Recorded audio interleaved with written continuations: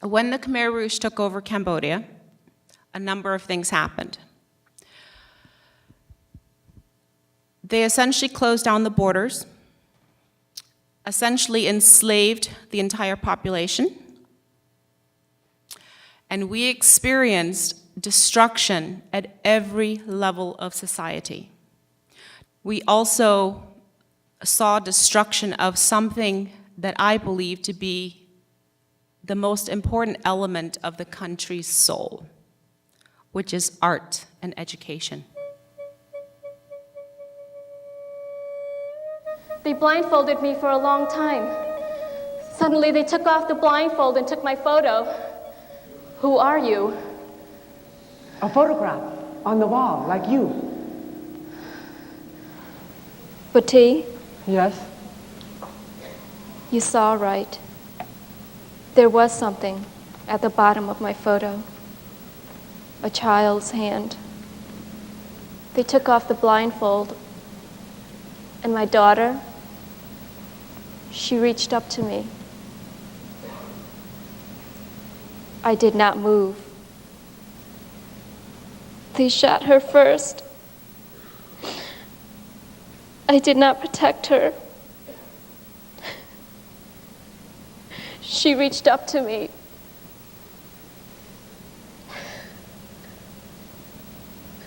I was born in the labor camp in 1976. It just, brings a chill to me to do this play and to realize that, things like this happens not only in my family, but in other families too.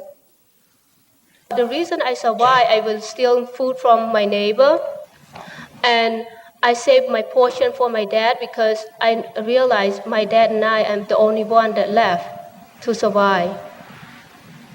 So that's only a little bit of my story. I'll pass on to. Okay, in 1975, when the Khmer Rouge came into power,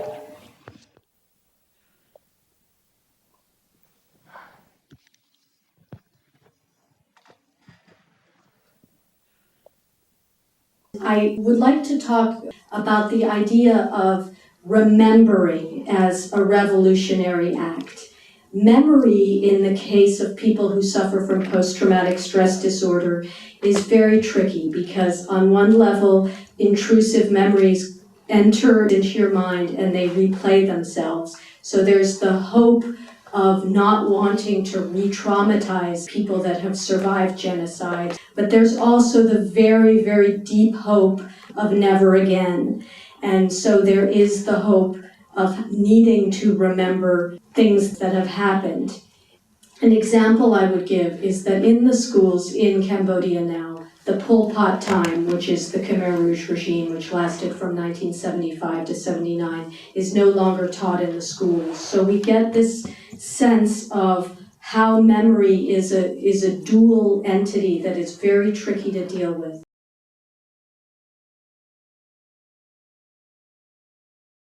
In the late 1980s, I started writing about Cambodian refugees who had arrived in the United States. And there were 150 Cambodian refugee women who suffered from psychosomatic blindness. This first passage is from the character of Tita San, who is the lead in the play. And she's a 50-year-old Cambodian refugee woman who's come to the United States to live with her brother. They tied Own to a tree, a magnolia. They're forcing her to marry. The official, he unties her. He points to the young soldier. Will you marry him? She shakes her head no. She is stubborn. Will not accept. The official takes out his blade. They cut off her head. He throws it into a fire where a pile of corpses and body parts burn. Smoke got in my eye. Don't cry, or they'll kill you. One of Tita's discoveries is to come to understand that her daughter was indeed extremely brave in what she did. Along the journey of all the research I did, are all the revolutionary acts that people did do, and they included saying no at every turn. You actually performed a lot of interviews with Cambodian women in the United States, and I was wondering how they reacted to your finished product. There's a lot of silence, and what I found interesting about theater is that it stood outside of politics. Every time that we would do these plays, afterwards people would just sit in their seats and no one would leave.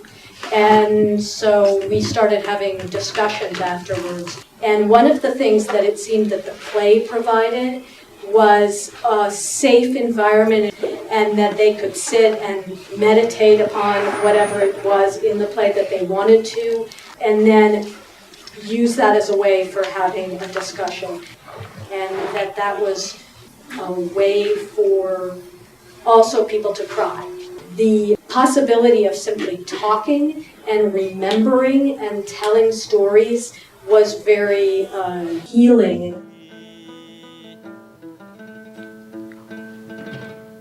សន្តានណាយស្រីប្រុសស្ដាប់ចុងប្រវត្តិខ្ញុំនៃអើយ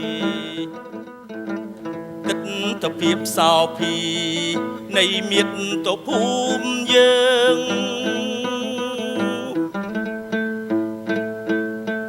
យើងរស់ក្នុងភាពអនុគ្រោះនិងសេរីភាព I think the key is that we are all so implicated in these issues because a lot of times Americans don't know a lot of things about these countries. But the thing that we do know is that we carpet bombed Cambodia, and that created an imbalance. អស់រយៈពេល12ឆ្នាំដែលអាមេរិកកាំងបានទម្លាក់គ្រាប់បែក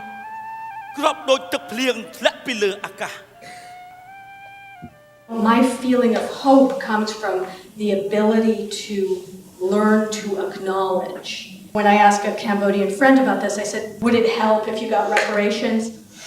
He just looks at me and says, the strong never apologize. And I think, in a way, that's where I'd like to leave this discussion. How do we negotiate that issue? Because I think that really actually is staring us sort of right in the face.